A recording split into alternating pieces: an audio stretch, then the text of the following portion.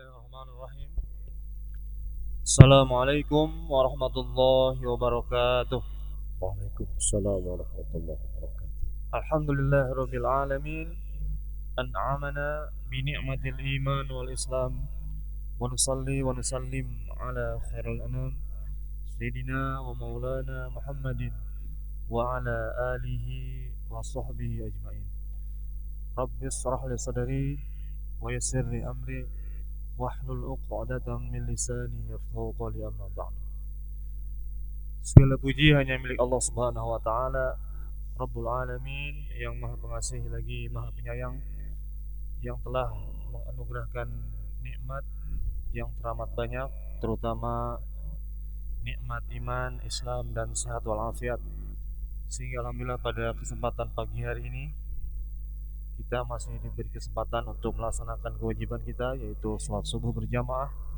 Dan insyaallah akan kita lanjutkan dengan kajian kitab Bulughul Maram bersama Bapak Dr. Kiai Haji Usman Umar MA dengan tema mengusap sepatu dalam berwudu. Salawat ring salam semoga senantiasa tercurah kepada baginda Nabi besar Muhammad sallallahu alaihi wasallam beserta keluarga, para sahabat, tabi'in, juga mudah-mudahan kita sebagai umatnya mendapatkan syafaatnya di kiamat kelak. Amin amin ya rabbal alamin. Jamaah kaum muslimin wal muslimat rahimakumullah, baik yang berada di Masjid Jami Bintaro Jaya ataupun yang sedang offline di Zoom meeting Masjid Jami Bintaro Jaya, alhamdulillah masih tetap setia untuk mengikuti kajian rutin kita setiap Sabtu dan Ahad ba'da salat subuh. Sebagaimana biasa, kajian akan kita bagi dengan dua sesi. Sesi pertama yaitu pemaparan materi oleh Bapak Kiai sekitar 45 menit. Kemudian sesi kedua yaitu dialog atau tanya jawab sekitar 15 menit. Baik, langsung saja kami silakan kepada Bapak Kiai. Assalamualaikum warahmatullahi wabarakatuh. Waalaikumsalam warahmatullahi. Bismillahirrahmanirrahim. Alhamdulillahi rabbil alamin. Wal aqibatu lil muttaqin wala udwana illa 'alal zalimin. Ashhadu an la ilaha illallah wahdahu la syarika lah. وأشهد أن سيدنا محمدا عبده ورسوله المبعوث رحمة للعالمين. اللهم صل وسلم على سيدنا وحبيبنا وشفيعنا ومولانا محمد وعلى آله وصحبه أجمعين. أما بعد، فإن أصدق الحديث كتاب الله وخير الهدي هدي سيدنا محمد صلى الله عليه وسلم وشر الأمور محدثاتها وكل محدثة بدعة وكل بدعة ضلالة وكل ضلالة في النار. وبالسند المتصل إلى الإمام المؤلف رحمه الله تعالى ودام النفع به وبعلومه في الدارين آمين. أخينا المحبوب الأستاذ رضوان متان الله بطول حياته ونفع بعلومه. Yang saya hormati dan saya muliakan hadirin jamaah sholat subuh Masjid Jami Bintaro Jaya, baik yang berada di dalam masjid maupun yang berada di luar masjid melalui kajian online. Yang mudah-mudahan kita di pagi hari ini selalu diberikan kesehatan, keafiatan, keselamatan dan keberkahan oleh Allah Subhanahu wa taala. Dan kita senantiasa berdoa mudah-mudahan hidup kita ini selalu berada dalam ridho dan kasih sayang Allah Subhanahu wa taala. Hadirin sekalian yang dimuliakan Allah Subhanahu wa taala, kita lanjutkan kajian kitab Bulughul Maram Syekh Ibnu Hajar Al-Asqalani. Pada pagi hari ini kita sudah memasuki bab tentang mengusap sepatu pada saat wudu. Bismillahirrahmanirrahim. Anil Mughirah bin Syu'bah radhiyallahu anhu qala kuntu ma'an nabiy sallallahu alaihi wasallam fatawadda'a fa ahwaitu li anza'a khufaihi faqala da'huma fa inni adkhaltuhuma tahiratain famasaha alaihi walil arba'ati illa Nasa'i anna nabiyya sallallahu alaihi wasallam masaha a'la al-khuf wa asfalahu wa fi isnadihi dha'fun. Anil Mughirah bin Syu'bah radhiyallahu anhu. Hadis dari Mughirah bin Syu'bah, mudah-mudahan Allah meridhoinya. Beliau adalah sahabat Rasulullah Shallallahu Alaihi Wasallam yang dulunya adalah seorang perampok. Hidayah Allah datangkan kepada beliau sehingga akhirnya beliau hijrah dari kezaliman yang selama ini beliau lakukan menuju hidayah Allah Subhanahu wa taala. Beliau ini termasuk sahabat Rasulullah yang ditunjuk langsung oleh Rasulullah menjadi juru tulisnya Rasulullah sallallahu alaihi wasallam. Jadi beliau masuk Islam itu pada saat perang Khandaq.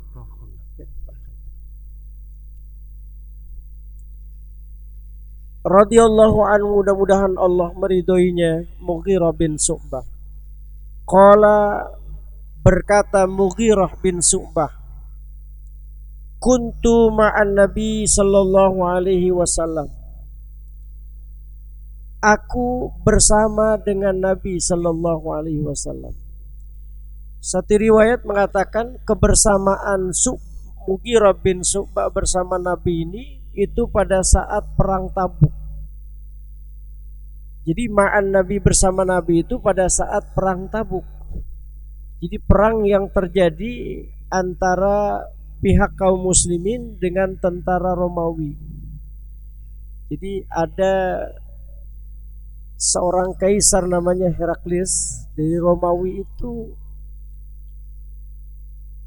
melakukan peperangan terhadap umat Islam karena mereka takut perkembangan Islam itu kian hari kian melesat perkembangannya, sehingga akhirnya Romawi ini ingin menghancurkan umat Islam itu.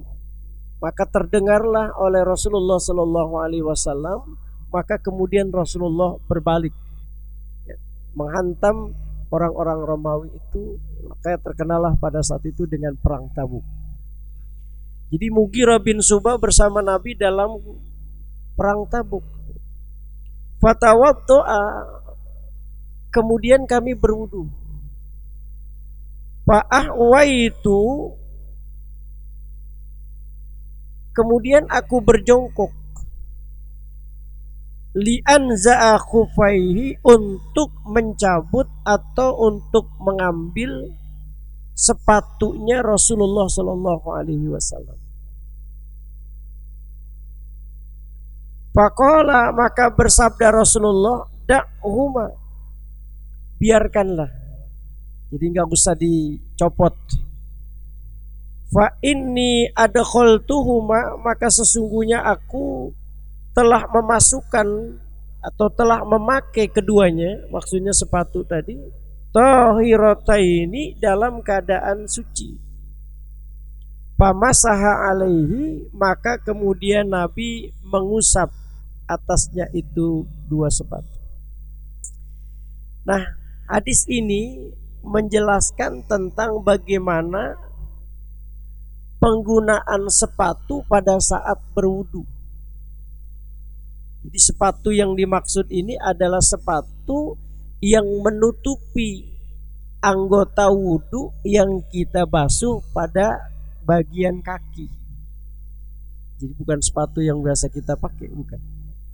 Jadi sepatu kulit yang menutupi bagian-bagian yang kita basuh pada saat wudu. Itu sepatu yang memang tidak dicabut atau tidak dicopot pada saat kita berwudu. Nah, itu Rasulullah Shallallahu Alaihi Wasallam ketika perang Tabuk itu, Syu'bah bin Mughirah pada saat mau mengambil sepatu Rasulullah, begitulah sahabat gitu pelayanannya kepada Rasulullah Shallallahu Alaihi Wasallam, sampai untuk wudhu saja mereka melayani Rasulullah sampai Rasulullah mau dicopot itu sepatunya. Kata Rasulullah, da'huma, biarkanlah. Karena pada saat aku memakai sepatu ini, aku dalam keadaan bersuci. Jadi kalau kita itu memakai sepatu pada saat kita suci, maka pada saat kita wudhu kembali karena batalnya wudhu, maka sepatu yang kita pakai itu tidak perlu lagi dicopot. Biarkan aja. Dengan cara cukup dengan mengusap saja. Misalnya gini, Ustaz Ridwan pakai sepatu yang tinggi haknya itu, yang menutupi bagian-bagian yang dibasuh pada saat wudhu. Berangkat beliau ke Bandung misalnya. Nah pada saat berangkat beliau bersuci dulu, berwudu, ya. Habis selesai berwudu beliau pakai itu pas sepatunya itu. Di tengah jalan beliau kentut, misalnya. Nah sampai di Bandung kemudian datang waktu zuhur, misalnya gitu. Pasti beliau akan wudu karena mau melaksanakan sholat zuhur. Maka pada saat berwudu itu beliau tidak perlu lagi mencopot sepatunya. Kenapa? Karena pada saat dipakai sepatu itu yang dipakai dia dalam keadaan suci. Makanya Rasulullah mengatakan da'huma, jangan biarkan saja, nggak usah dicopot. Kenapa? Ada khaltuhuma tahirataini, aku memasukkan sepatu itu ke kaki itu, tahirataini, dalam keadaan suci. Paham ya? Cuman kan jarang. Zaman dulu iya. Kenapa? Karena zaman peperangan kan repot, buka sepatu gitu repot. Ya.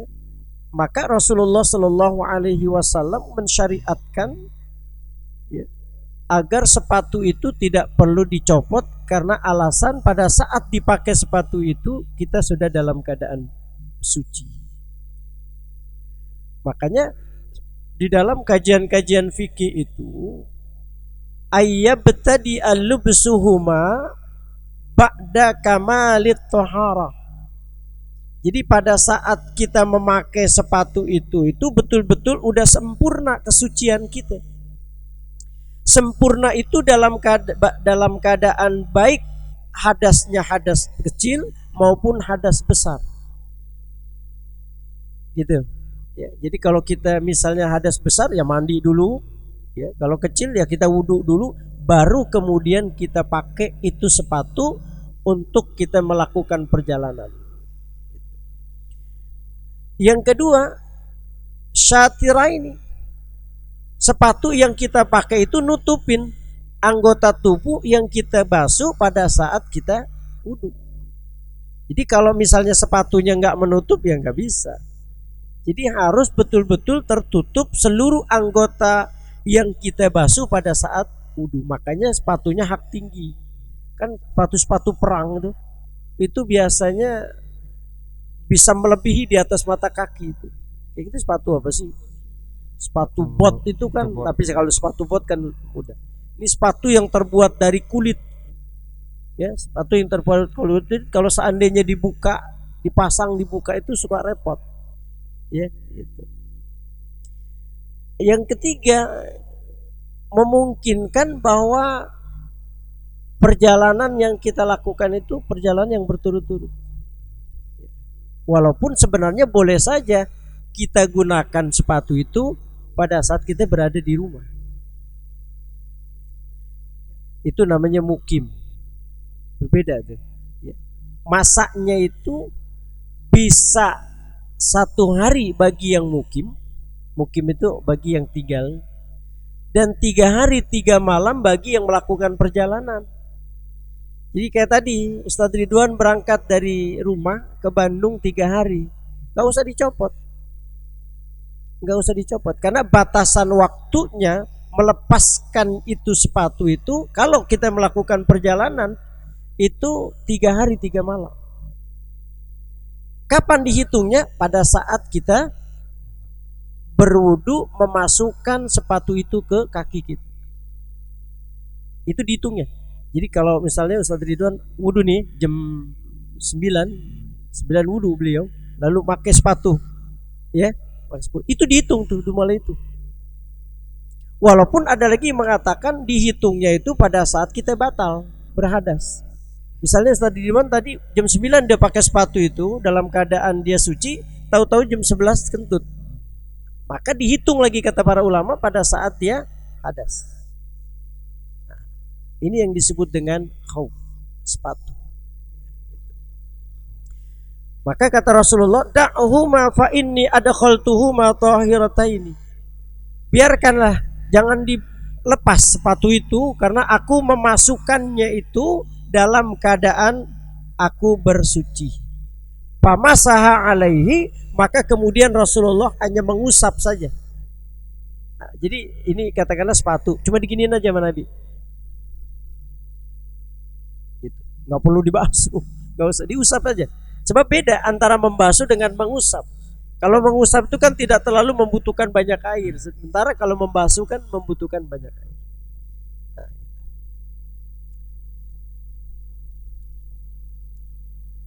Walil arba'ah illa Nasai, dan bagi yang 4 kecuali Imam Nasai. Anna Nabi sallallahu alaihi wasallam, bahwasanya Nabi sallallahu alaihi wasallam masaha a'lal khuffi wa asfalahu. Jadi Rasulullah itu mengusap, ya, mengusap tadi dia punya sepatu itu a'lal khuffi, bagian atasnya, wa asfalahu, dan bagian bawahnya. Jadi ada sebagian lagi riwayat Rasulullah itu membasuh, mengusap dia punya sepatu atasnya dan bawahnya. Wa fi isnadihi dha'fun, tapi ini sanadnya dhaif. Karena hampir sepakat para ulama bahwa kita membasuh sepatu itu hanya atasnya saja, tidak bawahnya. Nah, inilah termasuk keistimewaan yang diberikan Allah kepada Rasulullah Shallallahu Alaihi Wasallam, bahwa umatnya Rasulullah itu dibolehkan untuk tidak melepaskan sepatu yang dipakai pada saat dia suci untuk melaksanakan wudu. Sekarang udah gak ada ya. Zaman dulu iya boleh. An Ali radhiyallahu anhu qala, hadis dari Ali radhiyallahu anhu, mudah-mudahan Allah meridhoinya, qala, berkata Ali, lau kana dinu bira'yi, kalau seandainya agama itu mengandalkan ra'i, pemikiran, akal, lakana asfalul hubbi aula bil mashi min a'lahu, pastilah bagian atas itu, pastilah bagian bawah itu aula, lebih utama bil masih dibasuh min a'lahu, daripada yang atas. Jadi kata Sayyidina Ali, laukana dinu birra'yi, kalau seandainya agama hanya mengandalkan akal, logika, pasti yang paling utama dibasuh itu yang bawah, yang diusap itu yang bawah. Kenapa? Karena yang banyak bersinggungan dengan kotoran itu adalah yang bawah. Tapi kenapa syariat malah memerintahkan agar yang diusap itu yang di atas? Ini syariat. Sama ada orang suka bertanya gitu, Ustadz, kenapa sih Islam itu kalau kentut itu kok yang dibasuh muka gitu? Kenapa enggak yang pantatnya dibasuh gitu? Kayaknya kagak logik nih kayak gitu. Kalau seandainya agama itu betul-betul hanya mengandalkan rasio, mungkin barangkali tadi apa yang dipertanyakan, kenapa nggak pantatnya yang dibasuh, kenapa muka yang dibasuh? Itu orang yang cerdas itu pasti menjawab gitu. Kira-kira yang malu itu pantat ente pemuka ente. Gitu ya. Yang malu kira-kira pantat ente pemuka ente gitu. Nah, itulah syariat. Jadi agama tidak hanya mengandalkan rasio, tapi juga mengandalkan syariat, iman. Makanya ketika ayat pertama kali diturunkan oleh Allah, Iqra bismi rabbikal ladzi khalaq. Bacalah, bacalah, maksudnya dengan logika kita, dengan ilmu kita. Tapi bismi rabbikal ladzi khalaq. Jangan lupa dengan nama Tuhan. Artinya tidak hanya mengandalkan pada akal, tapi juga pada sisi iman. Makanya keadaan dunia ini ya, tidak hanya bisa dilogikakan dengan logika intelektualitas saja. Ada kemahabesaran Allah di balik itu. Kita ini bulan Rajab, kayak Isra Mi'raj itu nggak bisa dilandalkan dengan landasan logika.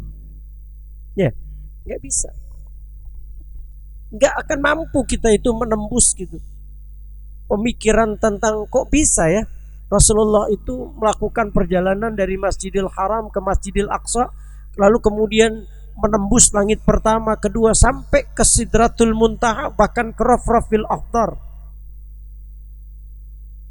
menembus 3 dimensi alam gitu, ya, alam nasut, malakut, alam lahut gitu. Kok bisa? Iya, bisa, karena ini kemahabesaran Allah. Maka ketika kita memahami tentang Isra dan Mi'raj, nggak bisa hanya digunakan logika berpikir manusia, kita harus menggunakan kemahabesaran Allah di balik itu. Jadi sama gitu.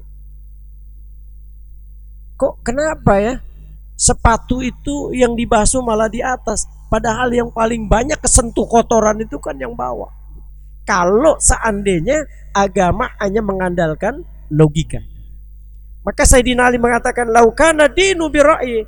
Kalau seandainya agama hanya mengandalkan logika, lakana asfalul khuf aula bil mas min a'lah. Pastilah yang paling utama dibasuh itu adalah yang paling bawah ketimbang yang paling atas. Tapi Rasulullah Shallallahu Alaihi Wasallam membasuhnya itu yang paling atas, mengusapnya. Wa qad ra'aitu Rasulullah sallallahu alaihi wasallam, dan sungguh aku menyaksikan, aku melihat Rasulullah sallallahu alaihi wasallam yamsahu ala zahiri khufaihi, mengusap bagian atas 2 sepatunya. Jadi Sayyidina Ali mengatakan, aku melihat Rasulullah itu mengusap bagian atas dari 2 sepatunya itu. Ada orang yang kemarin juga nanya, sempat beberapa kajian fikih, bukan kitab Bulughul Maram, tentang masalah dia pakai sepatu yang tinggi karena golop. Jadi dia berangkat itu bisa kadang-kadang seharian dia golop. Dia berangkat di jam 5 itu bisa pulang malam katanya. Sampai seharian. Itu bagaimana? Boleh. Kita boleh memakai sepatu itu jangka waktunya sehari kalau memang kita nggak berpergian yang kemudian kita mengharuskan untuk jama qashar. Pak Haji Made itu suka golep. Kalau berangkat jam 5 sampai kemari pulang lagi misalnya bisa habis maghrib atau habis asar gitu, nah itu kan memakan waktu hampir seharian. Maka boleh menggunakan sepatu yang hak tinggi, dan Pak Haji Made nggak perlu lagi membuka itu sepatu kalau dipakainya itu setelah dalam keadaan suci. Makanya disebutkan ba'da kamalit tohara, sesudah sempurnanya suci, baik suci hadas besar maupun suci hadas kecil. Lah bagaimana Ustadz kalau seandainya saya itu tengah jalan buang air besar? Itu tadi contohnya Pak Haji Made itu golep biasalah, kadang-kadang kencing ada, ya buang air juga kadang-kadang ada. Gimana dengan cara seperti itu? Ya, nggak perlu juga melepas. Silakan aja dipakai terus. Ya, kecuali junub. Kalau junub kan kita perlu mandi. Ya, perlu mandi. Maka kalau udah junub maka batal. Batal. Ya. Makanya di dalam kajian-kajian fikih itu ada wa yubtilul mashu bisalasati asya. Batalnya itu sepatu yang kita pakai, artinya nggak ada lagi syariat bahwa kita mengusap sepatu itu bi khal'ihima, dengan sebab kita mencabut gitu. Tadi Ustaz Ridwan ke Bandung, gatal tuh kaki, dicopot sepatunya. Mau sepatunya sebelah ke atau dua-duanya, maka batal dengan sendirinya syariat kita untuk mengusap sepatu tadi. Harus mengawali lagi itu. Yang kedua, wan qida'il muddah, berakhir masanya tadi. Jadi kalau misalnya tadi Pak Haji Made itu 1 hari ya sebagai seorang mukim, maka dihitung pada saat dia pakai. Jadi kalau Pak Haji berangkatnya dari subuh misalnya jam 5, habis wudhu terus pakai sepatu, maka para ulama mengatakan dihitungnya pada saat itu pakai. Maka berakhirnya setelah itu. Ya, walaupun ada yang mengatakan tadi ya dihitungnya pada saat kita berhadas. Begitu juga yang melakukan perjalanan, ya, masa yang diberikan itu adalah 3 hari 3 malam. Maka nanti dalam hadis lain kita temukan 3 hari 3 malam baru boleh membuka itu sepatu selama belum janabah, belum junub. Kalau junub ya buka. Yang ketiga, wa ma yujibul ghusl, sesuatu yang mewajibkan mandi. Apa? Ya banyak. Ada hilajul hasafa fil farj, memasukkan farj kita ke farjnya perempuan. Iltiqa'u khitanain, bertemunya 2 khitan, wajib mandi. Ya, gitu. Makanya kalau golf nggak usah ngajak bini. Kalau mau pakai sepatu yang besar gitu ya. Khawatir nanti. Nah, gitu. Tapi sekarang kan jarang kita pakai sepatu yang kulit yang punya hak tinggi, kayaknya udah nggak ada. Karena di zaman dulu Rasulullah itu kenapa memakai sepatu itu? Karena memang dalam keadaan perang, ya nggak mungkin lagi copot-copot gitu. Ya maka kemudian lahirlah syariat bahwa sepatu yang hak tinggi yang menutupi bagian yang diwajibkan kita mengusap pada saat kita wudhu, maka pada saat kita wudhu nggak perlu lagi dicopot. Ya.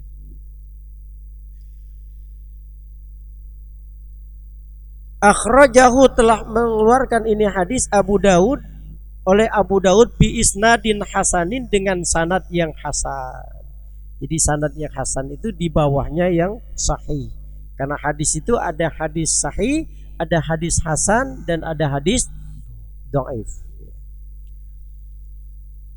An Sofwan ibni Asal, hadis dari Sofwan bin Asal, qala, berkata Sofwan bin Asal, karena Nabi sallallahu alaihi wasallam, adalah Nabi sallallahu alaihi wasallam, ya'muruna, memerintahkan kepada kami, iza kunna safaran, apabila kami melakukan perjalanan, ayyan za'a khifafana, mencabut sepatu-sepatu kami, salah sata ayamin waliyaliyahunna illa min janabatin. Jadi adalah Rasulullah memerintahkan kami pada saat kami itu melakukan perjalanan, ya,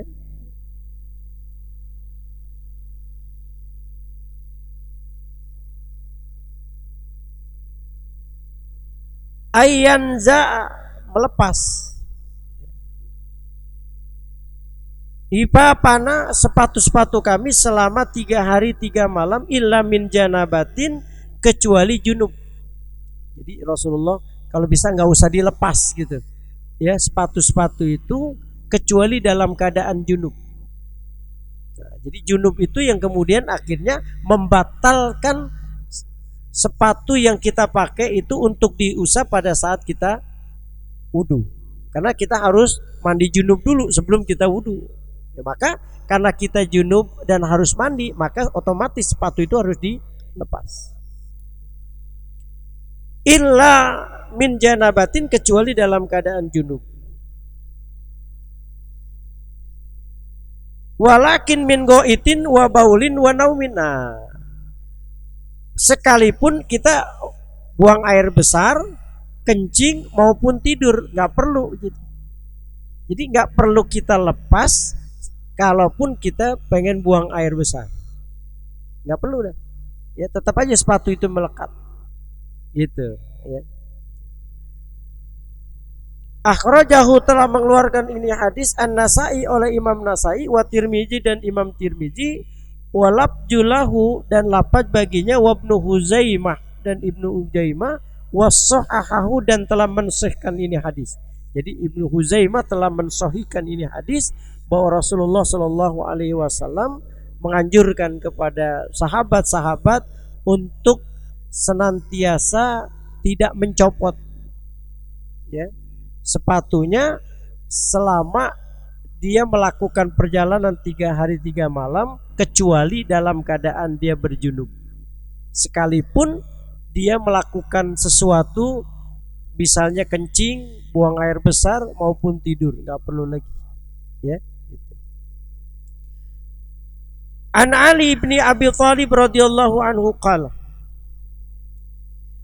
Dari hadis dari Ali bin Abi Thalib, mudah-mudahan Allah meridhoinya, qala berkata, ja'alan Nabi sallallahu alaihi wasallam salasata ayamin wa layaliyahunna lil musafir. Rasulullah sallallahu alaihi wasallam bersabda, ja'alan Nabi salasata ayamin wa layaliyahunna lil musafir. Jadi kata Sayyidina Ali, Rasulullah itu menjadikan 3 hari 3 malam itu lil musafir, bagi orang yang musafir. Jadi batasan orang yang musafir itu 3 hari 3 malam. Ya, bukan hanya sepatu. Pun pada saat kita menjamak sholat pun itu batasan waktunya 3 hari 3 malam. Jadi kalau kita berangkat ke Bandung tadi, kita cerita Ustaz Ridwan sana, itu selama 3 hari 3 malam itu boleh beliau menjamak dan mengqashar sholat. Ya, kecuali udah lebih dari itu. Walaupun ada mazhab yang lain mengatakan boleh lebih dari 3 hari 3 malam. Tapi Imam Syafi'i mengatakan batasannya kita menjamak dan mengqashar sholat itu hanya berlaku 3 hari dan 3 malam.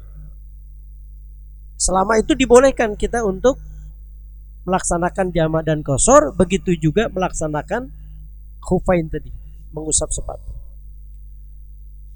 Wa yauman wa lailatan lil mukim, dan 1 hari semalam itu bagi orang yang mukim, artinya orang yang memang tinggal, nggak kemana-mana. Ya. Jadi kalau kita misalnya terlalu dingin gitu ya, dingin, akhirnya kita pakai sepatu atau kaos kaki yang ini. Nah, supaya kita juga jaga kesehatan, kalau seandainya kita lepas itu bisa mengganggu kondisi kesehatan kita. Nah, maka kita dibolehkan memakai khuf tadi, tetapi batasannya hanya berlaku 1 hari 1 malam saja, karena itu termasuk syariat bagi orang yang mukim. Melebihi dari itu tidak boleh. Yakni fil masyi alal khufaini, yang dimaksud adalah mengusap atas 2 sepatu. Jadi batasan 3 hari 3 malam berlaku bagi orang yang melakukan perjalanan. Dia dibolehkan selama itu tidak mencopot sepatunya, hanya mengusap. Tetapi bagi orang yang tinggal tidak kemana-mana, maka hanya dibolehkan dia waktunya 1 hari 1 malam. Jadi kalau termasuk misalnya golop itu kan termasuk mukim, karena bagi nggak terlalu jauh kan jaraknya. Karena dari sini ke Bogor kan tidak mesti sholat jamak qashar, karena jarak tempuhnya nggak nyampe 93 km. Bogor nggak nyampe, maka tidak diwajibkan atau tidak dirukhsahkan untuk mengqashar dan menjamak sholat.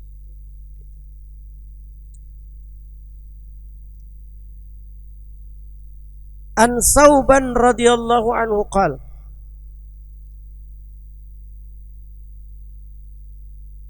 hadis dari Sauban radhiyallahu an, mudah-mudahan Allah meridhoinya, qala, berkata Sauban, ba'asa Rasulullah sallallahu alaihi wasallam sariyatan, telah mengutus Rasulullah Shallallahu Alaihi Wasallam sariyatan. Sariyah itu tentara, tentara-tentara umat Islam yang diutus oleh Rasulullah untuk berperang. Fa'amarahum, maka kemudian Rasulullah memerintahkan mereka sariyah tadi ayyam sahu alal asaib, mengusap atas asaib. Asaib itu imamah, ya. Amaim, apa ya, kayak kita ini kayak luka, ya. Luka terus diperban, perban lah ya. Jadi nggak perlu lagi mencopot itu. Jadi sama posisi sepatu dengan perban. Jadi kalau kita luka, ya nggak perlu kita copot itu perbannya, cukup kita usap. Kalau memang ada bagian yang luka itu tepat pada saat di anggota tubuh kita yang harus kita wudu, basuh.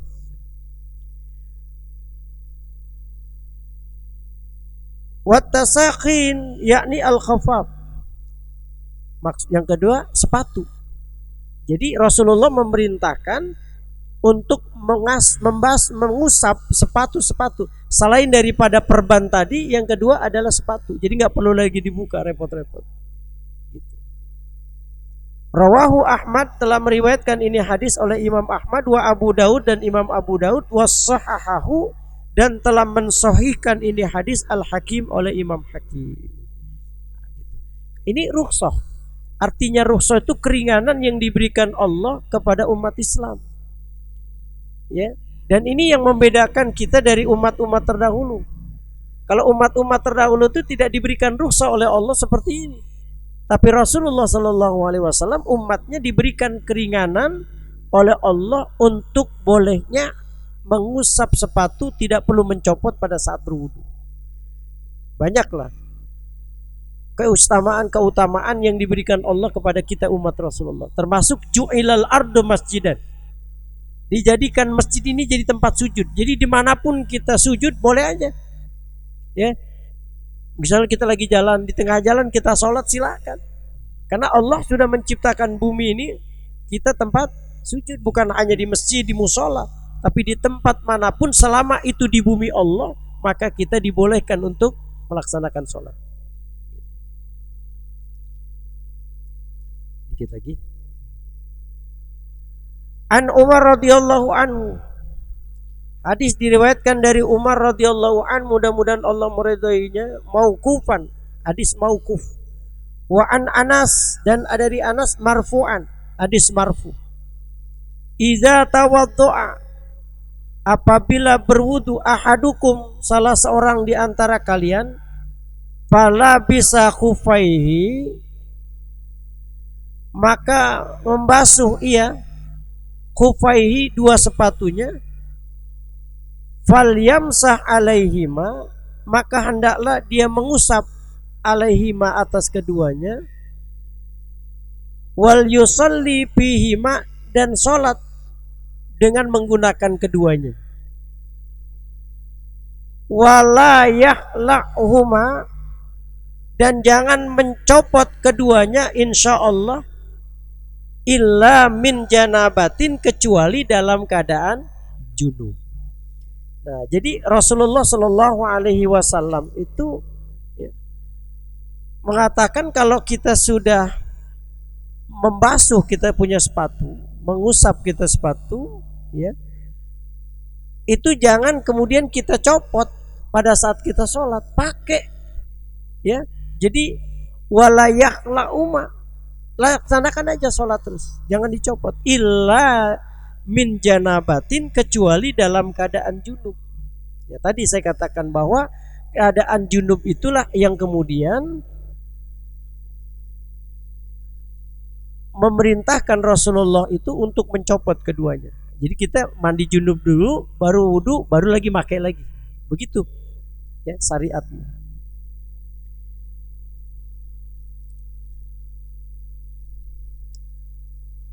An Abi Bakrah radhiyallahu an, hadis dari Abi Bakrah, mudah-mudahan Allah meridhoinya. Anin Nabi sallallahu alaihi wasallam, hadis dari Nabi sallallahu alaihi wasallam, annahu, bahwasanya Rasulullah rakhasa. Nah, tadi memberikan keringanan, rukhsah, dispensasi, bonus, bonus. Nah, kalau Allah sudah memberikan kita rukhsah, ya harus dihormatin. Sebab ada orang diberi keringanan oleh Allah, dia tetap masih nggak mau melaksanakan keringanan itu. Berarti kita tidak menghargai pemberian yang diberikan Allah kepada kita.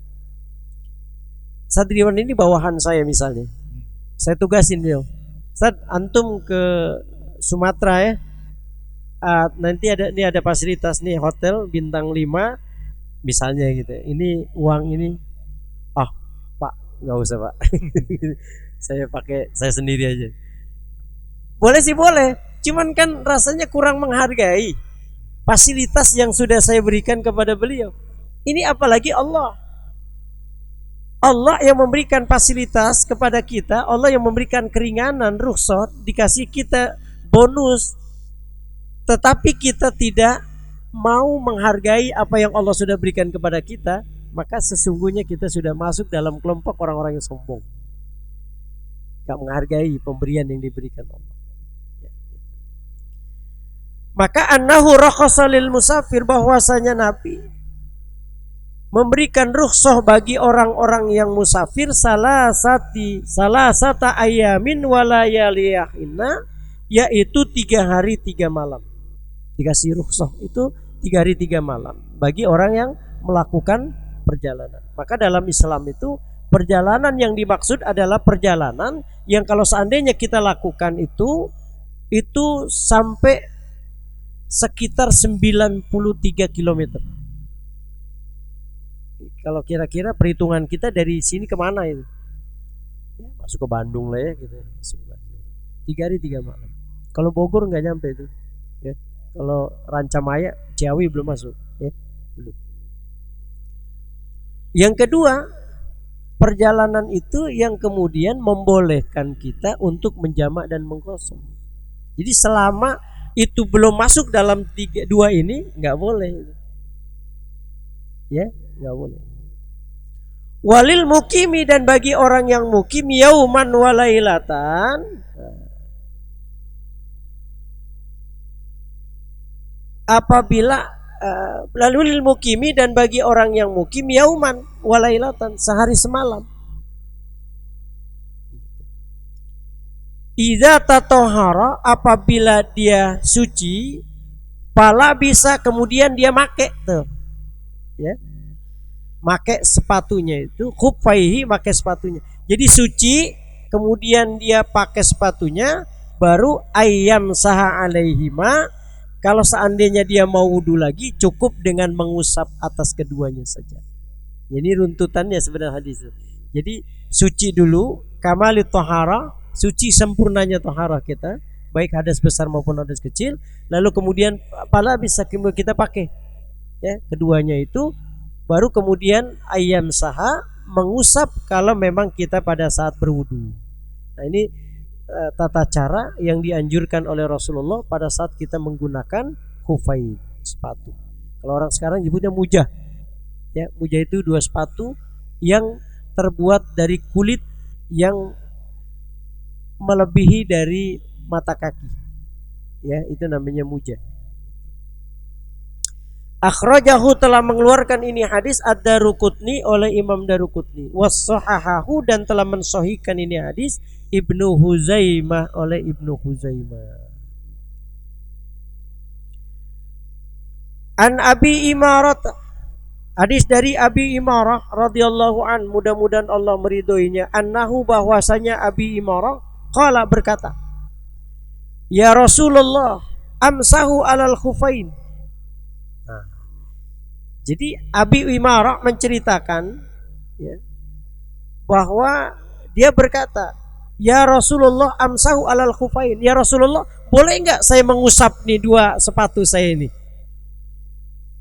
Faqala, maka kemudian Rasulullah menjawab, naam, ya boleh. Qala, berkata lagi Abi Imarah, wa yaumain, ya, 2 hari masih boleh ngusap itu 2 hari. Qala, maka Rasulullah menjawab, "Na'am, iya, boleh." Qala, berkata lagi itu Abi Imarah, "Wa salasata ayamin." 3 hari ya Rasulullah. Qala, "Na'am, iya, boleh." Wah, masih tak, terserah ente aja deh, gitu ya, terserah ente aja deh. Nah, jadi ini menunjukkan bahwa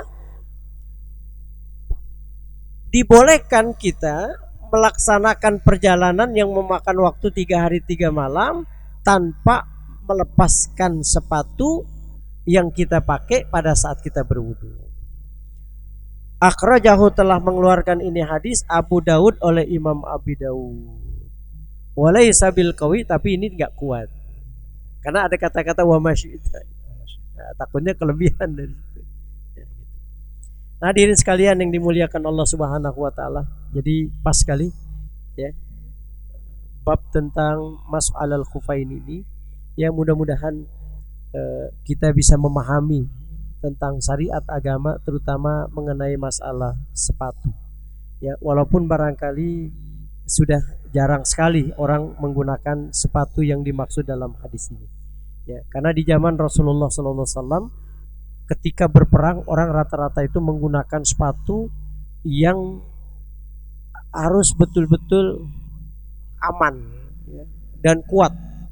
Ya, sehingga akhirnya tidak perlu repot-repot membuka sepatu ya selama dia waktu memakainya dalam keadaan suci. Ada pertanyaan, Ustadz gimana kalau sepatunya bolong-bolong? Itu sih nggak perlu. Ya, itu mencopot. Karena yang maksud ini menutupi penuh, sempurna. Kan ada sepatu yang bolong kelihatan, nggak bisa kalau itu. Jadi yang dimaksud ini sempurna nutupnya sepatu atas anggota kaki yang kita basuh dalam berwudu. Itu ya maksudnya. Ya hadirin sekalian yang dimuliakan Allah Subhanahu wa taala, kita sudah bicara tentang bagaimana memakai sepatu dan kemudian mengusap pada saat kita berwudu. Kita sudah jelaskan dan apa saja yang membatalkan. Ada beberapa hal yang mungkin kita bisa diskusikan pada kesempatan ini, masih ada waktu. Saya persilahkan Ustaz Ridwan untuk memandu selanjutnya. Baik, terima kasih Pak Kiai. Menarik sekali tadi tentang pembahasan khuffain ya, basuh sepatu dalam berwudu. Baik, bagi jamaah yang di Masjid Jami, jika ada pertanyaan silahkan. Kalau tidak ada, ini ada pertanyaan di line Zoom. Iya, silakan. Dari Bapak HS nih. Pertanyaannya, Ustadz izin bertanya, ini agak di luar konteks kayaknya nih. Perihal mazhab dalam berwudu dan berkaitan dengan wudu. Bagaimana hukumnya jika kita tidak bermazhab? Misalnya saat di awal wudu dengan mazhab Syafi'i, tapi ketika membasuh kepala dengan mazhab Maliki, ketika membasuh kaki dengan Hanafi, ketika hal-hal yang membatalkan wudu dengan mazhab Hambali. Apakah perilaku tidak bermazhab secara khusus ini dibolehkan? Mengingat itu semua bersumber dari Nabi Sallallahu Alaihi Wasallam. Iya. Tidak boleh hukumnya menggunakan beberapa mazhab di dalam beribadah tanpa ada kondisi darurat. Ya. Jadi bertaklid itu kepada mazhab yang lain itu dibolehkan memang kalau ada kondisi yang darurat, yang kalau seandainya kita pakai mazhab yang biasa kita pakai nggak memungkinkan. Gimana contohnya? Contohnya misalnya pada saat kita tawaf. Kalau seandainya kita terus-menerus menggunakan mazhab Imam Syafi'i, ya nggak akan bisa selesai kita tawaf. Kenapa? Karena mazhab Imam Syafi'i itu batal hukumnya ketika kita bersentuhan kulit laki-laki dan perempuan tanpa ada hail. Yang perempuan itu dibolehkan untuk dinikahi. Ya, itu Imam Syafi'i. Jadi kalau kita bersentuhan dengan perempuan yang lain, ya, bukan yang haram untuk dinikahi, maka batal hukumnya. Nah, kita bisa bayangkan itu. Ribuan orang itu pada saat kita tawaf. Ya, dan pada saat kita tawaf tentu kan kita juga pakai bajunya nggak seperti ini. Kita pakai baju yang ihram tadi. Ya, apalagi kayak model saya ini suka jadi pembimbing gitu, mutawif itu. Itu pada saat saya membimbing, itu banyak ibu-ibu yang mohon maaf pegang tangan saya karena takut lepas. Kadang pegang pundak. Loh, kalau seandainya saya bertahan pada mazhab Imam Syafi'i, maka nggak akan selesai. Maka disitulah kemudian saya bertaklid. Nah, dalam mazhab itu namanya bertaklid. Artinya mengikuti satu mazhab karena memang kondisi kita darurat. Kalau seandainya kita pertahankan pada mazhab kita, maka itu nggak akan memungkinkan. Maka pada saat kita tawaf itu kita kemudian bertaklid kepada mazhab Imam Hanafi. Sebab mazhab Imam Hanafi itulah mazhab yang membolehkan laki-laki dan perempuan itu bersentuhan. Sebab yang dimaksud aula mastumun nisa di dalam Quran itu Imam Hanafi mengatakan jima. Jadi yang batal itu adalah bersetubuh, bukan bersentuhan. Sementara Imam Syafi'i mengatakan bersentuhan itu antara kulit dengan kulit tanpa adanya penghalang atau hail dalam pandangan fikih. Nah, gitu. Jadi itu dibolehkan. Tapi kalau seandainya hari ini saya pagi pakai mazhab Syafi'i, ntar siang pakai Hanafi, gitu, itu nggak boleh. Itu namanya mempermainkan. Ya, kita harus konsisten. Maka di Maroko itu lebih banyak mazhabnya mazhab Imam Malik. Ya. Kemudian di Mekah, Saudi lebih banyak mazhabnya misalnya Imam Ahmad bin Hambal, ya, mazhab Hambali. Di Indonesia lebih banyak pada mazhab Imam Syafi'i. Gitu. Nah, termasuk juga masjid. Masjid rata-rata di kita ini kan hampir mayoritas mazhabnya Imam Syafi'i. Nah, Imam Syafi'i itu membolehkan kunut. Ya, kunut. Maka ketika kita melihat ada masjid yang gunakan kunut berarti Imam Syafi'i, gitu. Ada zikir dan sebagainya gitu. Tapi ada juga masjid yang memang tidak pakai kunut. Berarti dia bukan mazhab Imam Syafi'i. Tapi kalau bilang Ustadz saya Syafi'i, loh kalau Syafi'i dia harus ngikutin dong. Semuanya apa yang dilaksanakan Imam Syafi'i. Nah gitu contohnya gitu. Jadi kita nggak boleh mempermainkan mazhab hari ini Ustadz Ridwan pakai Syafi'i gitu.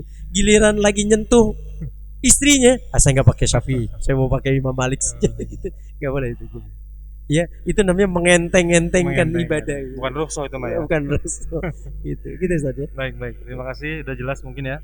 Ada lagi Bapak Ibu yang di sini? Yakfi, cukup. Kalau nggak ada, satu lagi nih Ustaz nih. Oke. Ya, dari saya mungkin. Oh iya, silakan. Ya, dari beberapa hadis tadi mungkin bisa kita simpulkan ada beberapa syarat mengenai khufain ini yang memperbolehkan. Tadi saya catat dalam keadaan suci, bersuci lah ya. Kondisi perang atau darurat intinya. Kemudian dalam perjalanan atau musafir 3 hari. Selain itu ada syarat yang lain nggak? Jadi gini, wal masu alal khufain, mengusap atas 2 sepatu itu hukumnya jaizun, boleh. Ya. Dengan syarat 3. Ya, boleh dalam pandangan fikih. Jadi wal masu alal khufaini jaizun bisalasati syara'ita. Ya, mengusap atas sepatu itu hukumnya boleh dengan 3 syarat. Apa yang pertama? Ayyabtadiya lubsuhuma ba'da kamali thaharah. Dia memulai memakai itu sepatunya itu sesudah sempurnanya kesucian. Artinya sempurnanya bersuci itu baik hadas besar maupun hadas kecil. Jadi jangan sampai kita pakai sepatu masih dalam keadaan hadas besar atau masih dalam keadaan hadas kecil. Kita belum berwudu udah kita tuh pakai. Ya, belum berwudu kita udah pakai tuh sepatu. Maka nggak boleh pada saat kita wudu, ya, mengusap sepatu nggak boleh. Kenapa? Karena pada saat kita memakai sepatu itu tidak dalam keadaan berwudu, tidak dalam keadaan suci. Maka dikatakan ayyabtadiya lubsuhuma ba'da kamalit thaharah. Memulai dia memakai 2 sepatunya itu sesudah sempurnanya thaharah tadi. Paham ya? Yang kedua ayyakuna satiraini limahali ghuslil fard. Bahwasanya sepatu yang dia gunakan itu menutupi anggota yang memang wajib dibasuh pada saat kita berwudu. Ya, kalau kita cuman pakai sendal yang nutupin cuman kaki doang, nggak bisa. Ya, harus semuanya yang tertutup, berarti kan di atas 2 mata kaki. Kan ada sepatu jenggel gitu ya, sepatu yang kayak sepatu polisi gitu sepatu polisi bener. Sepatu polisi itu termasuk khufain, karena menutupi anggota tubuh yang dibasuh pada saat kita wudhu, kaki itu. Sepatu polisi bener. Ya, sepatu tentara, karena memang ini terjadi pada saat di medan perang bersama Rasulullah SAW, sehingga sahabat nggak perlu lagi dia repot-repot mencopot, cukup dengan mengusap sepatu, tapi dengan syarat harus sudah dalam keadaan wudhu, sudah dalam keadaan mandi hadas kalau memang kita punya hadas besar. Ayyakuna mimma yumkinu tata'awul masy' alaihi.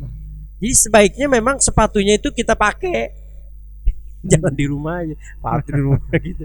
Sebaiknya dipakai dalam perjalanan, ya gitu. Nah, itu yang dibolehkan kita memakai sepatu, gitu. Nah, batalnya, nah tadi saya jelaskan. Jadi wayubtilul mashu, batalnya kita mengusap itu syaratnya bi khal'ihima, dengan sebab kita melepas. Tadi gatal gitu, gatal dicopot sama dia yang satu, batal ya, nggak berlaku lagi. Maka ketika Ustaz Ridwan mau menggunakan hukum khufain, wudhu lagi, baru pakai lagi. Terlepas wudhunya mau ibadah atau apa, ya dengan wudhu biasa nggak ada masalah. Jadi wudhu lagi, kita pakai lagi, maka dengan begitu berlaku lagi hukum, gitu ya. Atau wan qidha'il ada, berakhir masanya tadi, batal udah.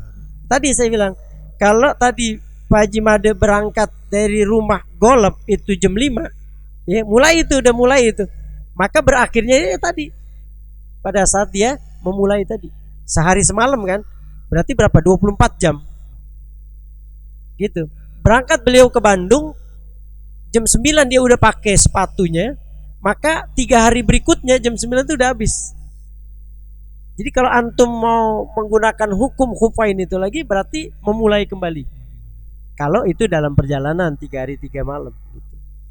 Nah, baru yang ketiga batalnya itu wama yujibul ghusl. Jadi sesuatu yang mewajibkan kita mandi, ya tadi ya macam-macam, ada khurujul mani, keluar mani, kemudian ada ilajul hasyafa fil farji, memasukkan zakar ke kemaluan perempuan walaupun keluar mani atau tidak, ini udah wajib mandi. Atau iltiqo khitainain, bertemunya 2 khitan, itu wajib mandi ya. Nah, seperti itu. Baik, ya, silakan. Ada pertanyaan satu lagi, silakan Pak. Dengan Bapak siapa? Waalaikumsalam warahmatullahi wabarakatuh. Siapa Pak? Pak Yusrijal ya. Saya ingin menanyakan, sekarang ini fenomena itu beberapa gedung itu kalau kita baik kerja maupun bertamu, itu toiletnya itu kan tidak ada buat wudhu. Toiletnya nggak ada buat wudhu. Tidak apa? Tidak ada buat wudhu toiletnya. Toiletnya itu tidak ada buat wudhu ya. Jadi hanya semacam wastafel saja. Sehingga kita untuk mencuci kaki itu agak kesulitan kalau kita berwudhu. Sesuai dengan hukum tadi, Ustaz, apakah bisa itu kita pakai di situ? Kita tidak perlu mencopot sepatu kita hanya mewudhu, hanya sampai sebatas yang bisa kita tadi. Karena kalau kita copot sepatu itu agak susah kita memakainya lagi, kemudian itu kan nanti di lingkungan situ misalnya karpet atau apa ya.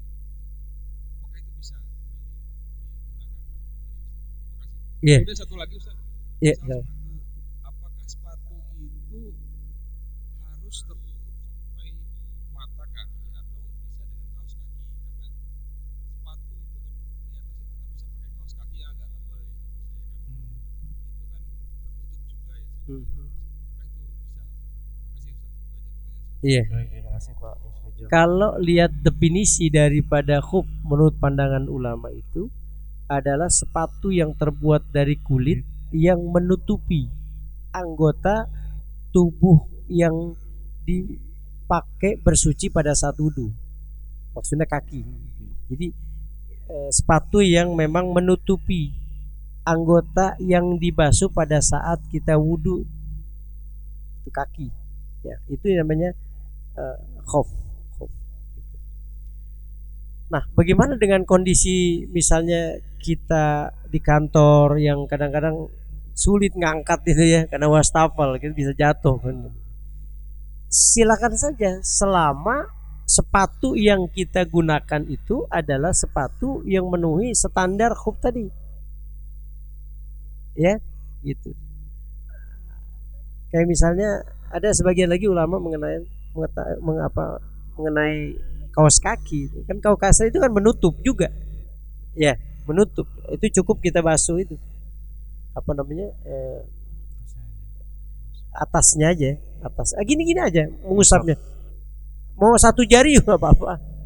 Ya, efisiensi anggaran air cukup. Ya, kaos kaki itu. Atau kita luka kan yang diperban itu ya cukup begini aja. Tapi dengan catatan bahwa pada saat kita menggunakan itu ya kita dalam keadaan suci dalam keadaan suci gitu ya. Nah yang kedua tadi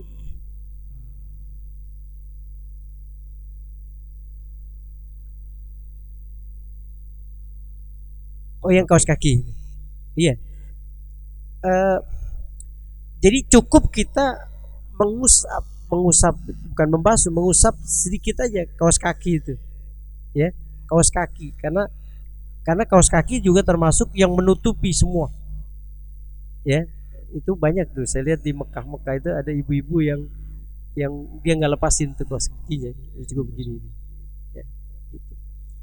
Tetapi tadi catatannya pada saat kita dari rumah itu kita wudhu dulu, kita pakai supaya nanti nggak repot-repot kita di kantor. Tapi jelas bahwa ini hukumnya boleh, ya, gitu. Selama memang kita nyaman.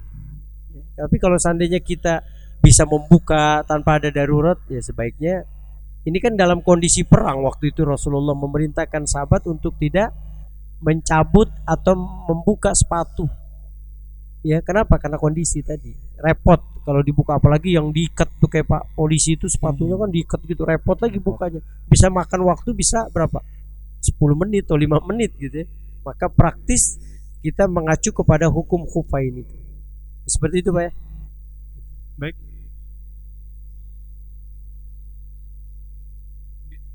Yang penting menutup. Bisa. Menutup gitu ya. Menutup. Jadi terlepas lah, yang penting sesuatu alas yang bisa menutup bagian-bagian yang kita gunakan pada saat wudhu itu dibasuh, ditutup ya gitu. Nah, biasa ibu-ibu tuh bisa pakai punya kaos kaki yang kencang gitu ya. Nah itu mereka, saya perhatiin itu di Mekah itu mereka cuman mengusap-usap gitu. Seperti itu Pak. Jadi bisa Pak. Nah sekarang pertanyaan, bagaimana kalau seandainya kita tayamum bersucinya? Nggak bisa kalau tayamum, karena yang namanya pengganti itu nggak bisa jadi landasan. Karena tayamum itu kan pengganti wudhu, ya, gitu. Berbeda dengan wudhu, gitu. Itu bedanya. Ya. Baik, masih ada Bapak Ibu di lain meeting juga nggak ada. Baik, mungkin cukup aja Ustaz. Ya. Alhamdulillahirobbilalamin. Baik, terima kasih Bapak Ibu jamaah Masjid Jami Bintara Jaya. Ini mau tutup, ada pertanyaan satu nih Pak. Oh iya. Baik, sebentar saya bacakan dulu. Mohon maaf Bapak. Pada saat sebelum pergi berwudu, tapi kan ada kemungkinan batal, misalnya buang angin ya. Itu bagaimana pada saat perjalanan? Tadi udah dijelasin sebenarnya. Saya ulang lagi. Ya. Jadi kita tidak perlu mencopot kembali kita punya sepatu cuma karena alasan buang air, kencing atau tidur, selama nggak janabah. Ya, jadi terusin aja, nggak perlu dicopot. Entah kalau copot malah akhirnya apa? Batal gitu ya. Jadi kan saya bilang Ustaz Ridwan berangkat dari jam 9, jam 11 dia kentut di pinggir jalan, di tengah jalan. Nah itu tetap berlaku hukum. Jadi pada saat beliau zuhur mau wudhu, gak perlu lagi melepas. Karena apa? Karena dengan kita kencing, berak ataupun tidur itu tidak membatalkan khufain kita, tidak membatalkan itu. Ya, jadi mungkin belum enggak. Baik, sudah terjawab ya Bapak Ibu pertanyaan-pertanyaan yang tadi telah disampaikan. Baik, terima kasih sekali lagi atas kehadirannya. Mudah-mudahan kita bisa bertemu dalam kajian-kajian berikutnya bersama Bapak Kiai Usman Umar. Dari kami mohon maaf apabila ada kekurangan. Mari sama-sama kita tutup dengan doa kafaratul majlis. Subhanakallahumma wa bihamdika asyhadu an la ilaha illa anta astaghfiruka wa atubu ilaik. Terima kasih. Kurang dan lebihnya mohon maaf. Assalamualaikum warahmatullahi wabarakatuh. Waalaikumsalam warahmatullahi wabarakatuh.